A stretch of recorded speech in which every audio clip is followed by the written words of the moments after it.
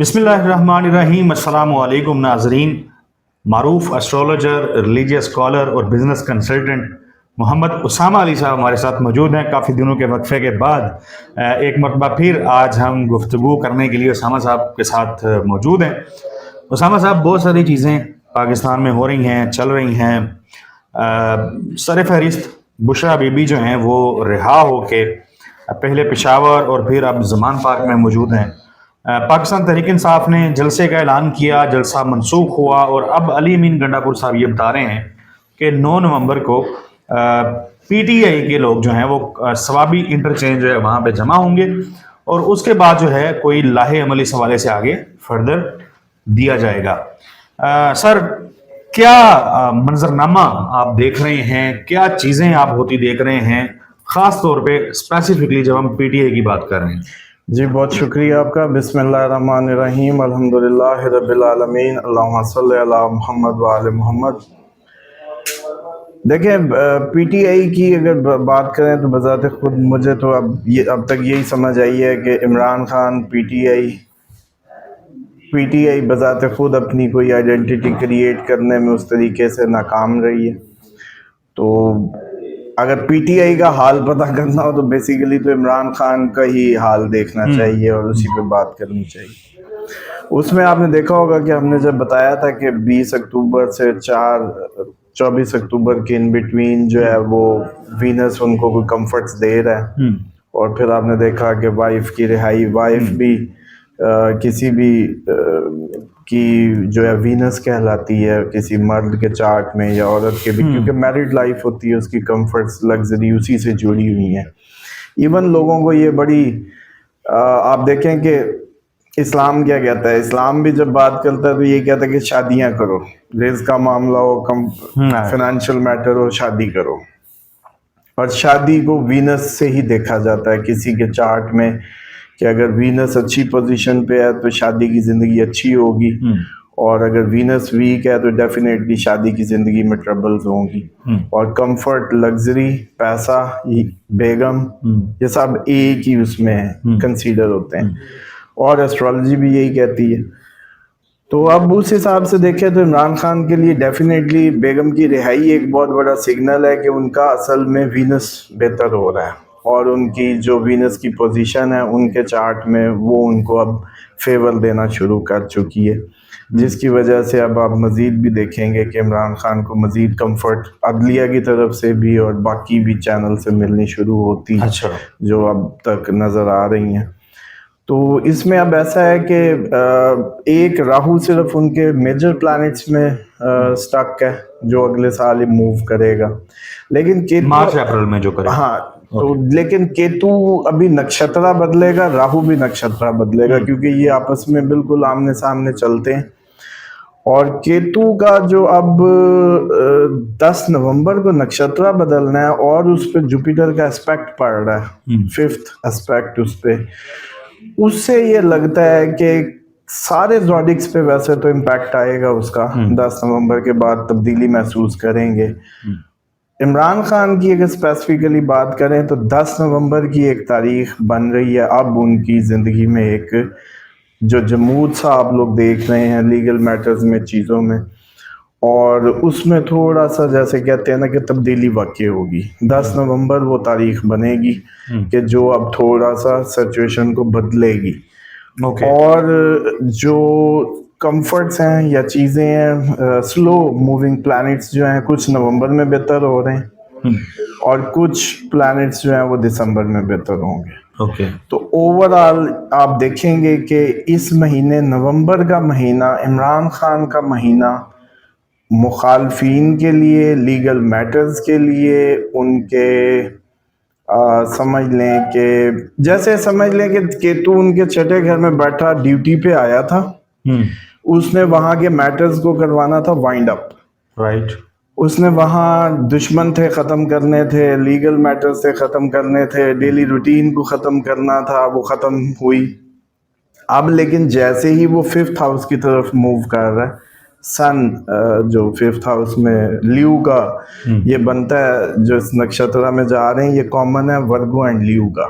Right. तो अब जैसे इसने मूव करना है उसमें तो लगता है कि वो अपना काम जो करने आया था वो करके जाने लगा। निकलने लगा। ओके।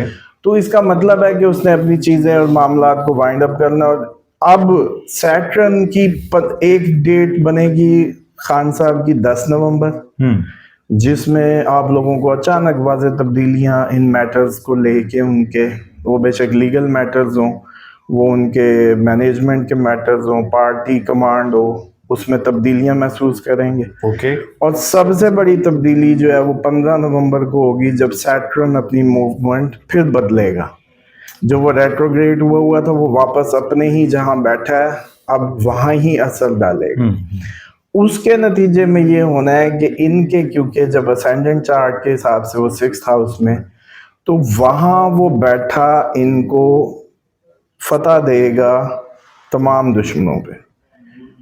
यानी कि 15 नवंबर के बाद हम ये कह सकते हैं कि इमरान खान के मुखालफिन भी थक जाएंगे। ओके। 15 नवंबर वो तारीख बनेगी कि उससे ऑनवर्ड वो थकना शुरू होंगे। और साथ साथ जो स्लो मूविंग प्लैनेट्स हैं इमरान खान के, वो फिर नवंबर से दिसंबर तक तकरीबन ठीक होते चले जाएंगे। उसामा साहब, अब इसमें ना टेक्निकल ज़ाहिर है आपने 10 नवंबर एक अहम दिन करार दिया है। जी। सो ज़ाहिर लोग ये जानना चाहते हैं, पूछना चाहते हैं, मुतअद्दिद दफ़ा बात हुई भी और आपने जब जब सूरत हाल बनती नज़र आई कि अब रिहाई है, तो हमने देखा मीडिया पे भी उस तरह की डिस्कशन तक स्टार्ट हुई और चीज़ें, वो लगता यही था कि आप प्रेडिक्शन कर देते हैं तो चीज़ें वहाँ से होना शुरू हो जाती हैं। लेकिन अब 10 नवंबर की जो आप तारीख कह रहे हैं, क्या 10 नवंबर ऐसी तारीख भी साबित हो सकती है कि इस तारीख को इमरान खान की रिहाई हो जाए? 10 नवंबर अच्छे दिन से मुराद यानी उनकी रिहाई भी है इसमें? अच्छा, 10 नवंबर को एग्जैक्टली हम रिहाई से रिलेट नहीं कर सकते, लेकिन अगर आप कहें ना कि 15 से ऑनवर्ड कोई ऐसा दिन आ सकता है, क्योंकि केतु जैसे ही अपना नक्षत्र बदलेगा 10 नवंबर को, तो लगेगा कि अपनी जॉब वो डन करके जा रहा है, लेकिन थोड़ी सी ट्रबल मजीद पैदा भी हो सकती है। अच्छा। मतलब आप समझें कि आप एक काम के लिए एक कमरे में आए थे, आपने वो टास्क पूरा किया या नहीं किया, लेकिन आपकी मूवमेंट हो गई, आपने निकलना है। अब यहाँ जैसे ही ये निकलने लगेगा तो हो सकता है कि कुछ चीज़ें पेंडिंग रह गई हों, तो उसमें ट्रबल आ सकती है। लेकिन जब हम देखते हैं कि सैटर्न अपनी मूवमेंट अपनी वापस इधर करेगा, तो एकदम वही दिन आ जाएंगे जब हम कहा करते थे कि केस पानी का बुलबुला है, और ये वो जो पीछे आपने देखा कि सजाएं हुई, ख़त्म हुई, सब ख़त्म होता चला गया। और सैटर्न क्योंकि अदलिया से भी है, सैटर्न का साल भी है, सैटर्न की हम जब बात करते हैं, अवाम की बात करते हैं, तो उसमें अब ये नज़र आता है कि 15 नवंबर से ऑनवर्ड कोई ऐसा टाइम बन सकता है कि हम कह सकते हैं कि जी 16-17 से ऑनवर्ड ऐसी चीज़ें। लेकिन अब सबसे बड़ा मसला ये है कि सन अभी सपोर्ट नहीं कर रहा।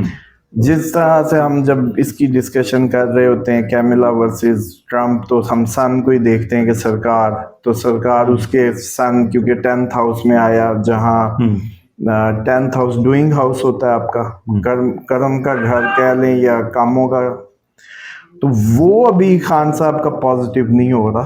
ओके। वो दिसंबर में जाके होना है। यानी कि हुकूमत से जो फायदे हैं या सरकार जो पूरी की पूरी हाथ में आने हैं, या सरकार की तरफ से पॉजिटिविटी, वो तब बनेगी जब सन निकल जाएगा 8वें स्कॉर्पियन हाउस से। ओके। सन अभी स्कॉर्पियन में रहेगा, तो सन जब निकल रहा होगा स्कॉर्पियन से, आगे सजिटेरियस की तरफ मूव करेगा।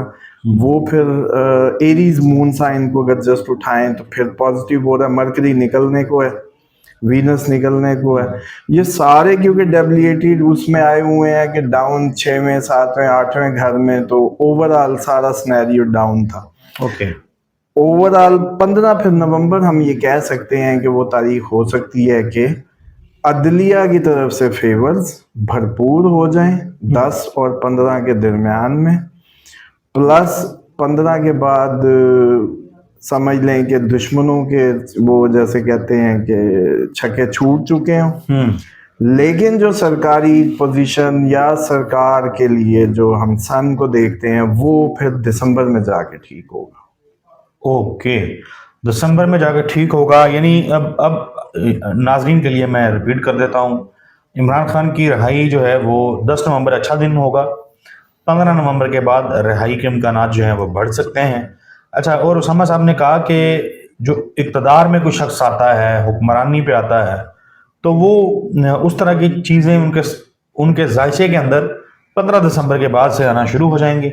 और जब कि इमरान खान के जो जोडिक चार्ट है उसके अंदर मौजूद जो मसाइल हैं, जो मुश्किलात हैं, जो तकालीफ हैं, वो मुकम्मल तौर पे कब जानी है, तो उसका आंसर ये है कि वो अगले साल 2025 अप्रैल तक जो है जाके उसका खात्मा होगा। हाँ जी बिल्कुल, क्योंकि राहु केतु डेफिनेटली एक अपनी आपकी जिंदगी पे असरअंदाज होते हैं, होता है, बिल्कुल ये ठीक है। फंसा के रखते हैं आपके मामला को। उसामा साहब बहुत शुक्रिया, बड़ी तफसील के साथ इमरान खान साहब का जो जायचा है उस हवाले से आपने गुफ्तगू की। नाजरीन, उसामा साहब की गुफ्तगू आपने सुनी।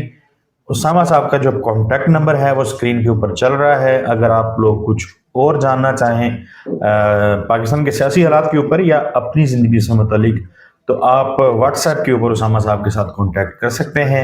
हमें दुआ में याद रखिएगा। इंशाल्लाह अगली वीडियो में मुलाकात होगी, तब तक के लिए अल्लाह हाफिज़।